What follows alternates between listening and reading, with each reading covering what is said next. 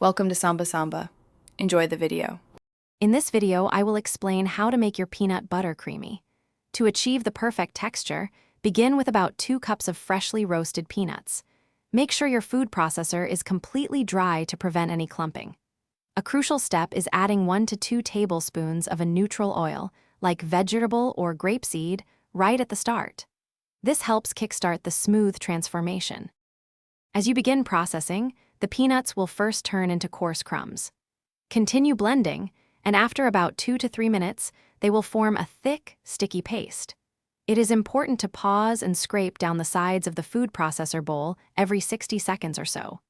This ensures all the peanut pieces are incorporated and processed evenly, leading to a consistently smooth result.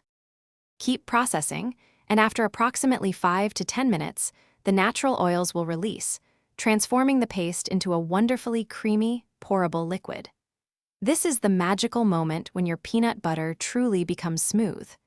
You can then add about 1/4 teaspoon of salt and 1 tablespoon of honey or maple syrup to enhance the flavor, if you prefer.